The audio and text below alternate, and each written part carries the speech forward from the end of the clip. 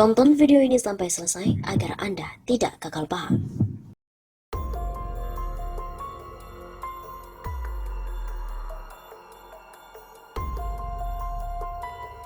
Wah, dikabarkan bakal ada isu presiden 3 periode. Jika Jokowi 3 periode, maka PKI yang jingkrak-jingkrak. Baru-baru ini seperti dilansir dari Detikcom, Bapak Reformasi Indonesia, Profesor Dr. Muhammad Amin Rais melontarkan dugaan bahwa Jokowi akan mengusulkan pasal presiden boleh menjabat selama 3 periode. Keinginan ini jelas menabrak amanat reformasi 1998 yang membatasi masa jabatan presiden hanya 2 periode. Pernah dituliskan oleh penulis bahwa ada judul Waspada Agenda Besar Parlemen Indonesia periode 2019-2024 dan akhirnya tulisan tersebut viral, dimuat di beberapa situs berita online. Tulisan tersebut dirilis pada 15 Juli 2019 atau sekitar 12 Zulqa'dah 1440 di Facebook. Sekarang akun Facebooknya telah di-banned oleh pihak Facebook. Dalam tulisan tersebut, seorang penulis itu menjelaskan tentang adanya skenario dan juga target yang hendak dicapai di balik isu amandemen Undang-Undang Dasar 1945. Sebab Undang-Undang Dasar 1945 pasal 7 hasil amandemen tahun 1999 berbunyi, Presiden dan Wakil Presiden memegang jabatan selama 5 tahun dan sesudahnya dapat dipilih kembali dalam jabatan yang sama hanya untuk 1 kali masa jabatan. Isu amandemen Undang-Undang Dasar 1945 khususnya pada pasal 7 tentang masa jabatan presiden yang semula hanya 2 periode menjadi kemungkinan 3 periode atau lebih. Tulisan tentang jabatan presiden 3 periode atau lebih itu ditulis 2 tahun lalu, ternyata bukanlah isu belaka. Sekedar mewanti-wanti untuk mewaspadai permainan Partai Komunis Indonesia dan juga paham Cina komunis melalui antek-anteknya dalam negeri ini. Bila lengah, maka amandemen Undang-Undang Dasar 1945, khususnya pada pasal 7 kemungkinan akan berhasil.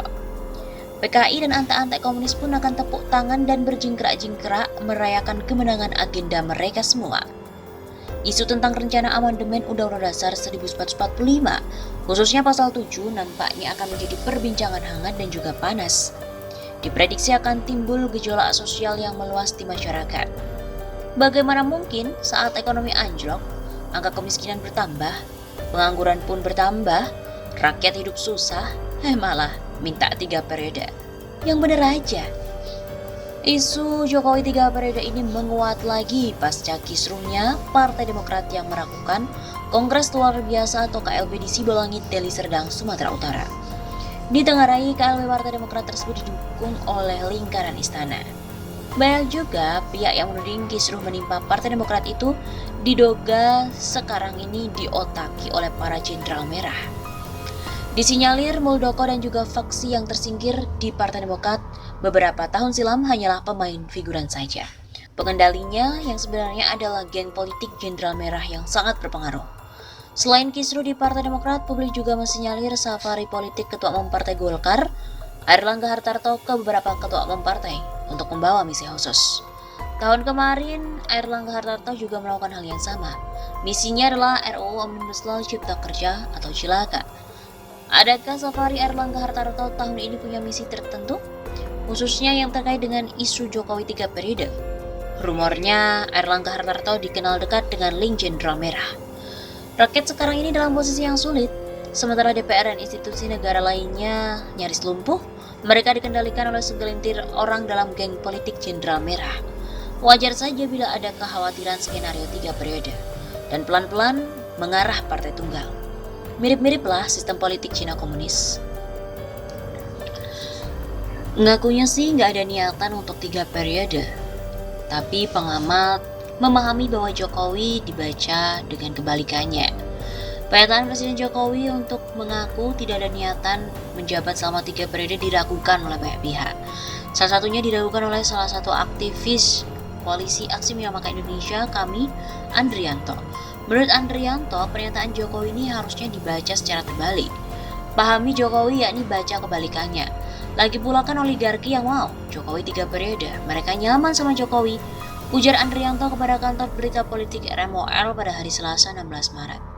Mereka, menurut Andrianto, rencana 3 periode merupakan keinginan oligarki yang selama ini mengontrol dan menikmati rezim. Mereka puas dengan polisi yang ada, misalkan Undang-Undang Minerba dan Undang-Undang Omnibus Law.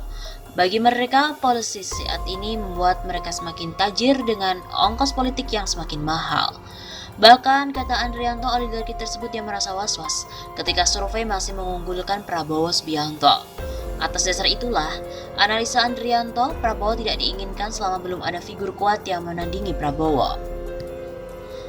Keinginan periode ketiga itu nyata, buat mereka hanya Jokowi yang bisa tandingi.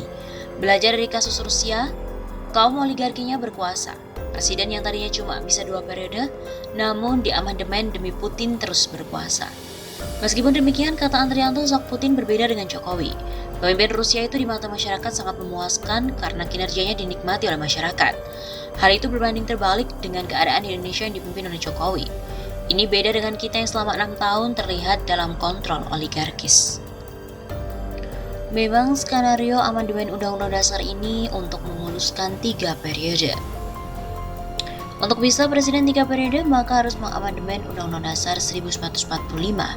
Untuk bisa mengamandemen Undang-Undang Dasar dibutuhkan sekurang-kurangnya persetujuan 474 anggota DPR.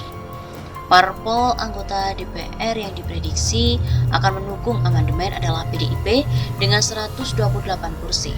Kemudian Partai Golkar 85 kursi. Partai Nasdem 59 kursi, PKB 58 kursi, PAN 44 kursi, P3 19 kursi. Total 393 kursi kurang 81 kursi. Karena yang pasti menolak adalah PKS dengan 50 kursi. Suara Gerindra kemungkinan akan terpecah. Sebagian besar masih berharap Prabowo mencalonkan lagi dan pasti terganjal jika undang-undang diamandemen. Sebagian lain sudah nyaman di koalisi. Tawari jadi wapres beres. Masa jadi menteri mau, jadi wakil presiden gak mau? Lalu Partai Demokrat di mana? Partai ini bisa menerima, bisa menolak. Kalau amandemen sukses, mereka bisa calonkan SBY kembali. SBY bisa jadi lawan kuat bagi Pak D. Kalau amandemen gagal, ya cari calon lain. Apapun keputusan Demokrat di bawah kepemimpinan AHY menyetujui atau menolak amandemen, sama-sama tidak menguntungkan Pak D. Jadi bagaimana caranya supaya Partai Demokrat mendukung amandemen, tapi mereka sekaligus mendukung Pak D? Ya ganti pemimpinnya, kudeta, ganti dengan orang dalam. Tapi karena sepertinya kudeta bakalan gagal, skenario amandemen Undang-Undang Dasar kemungkinan besar dalam waktu dekat tidak terjadi. Karena peluang amandemen sangat kecil dan hampir mustahil, awalnya saat ini bilang saja tidak berminat untuk 3 periode. Entah besok kalau rakyat yang menghendaki.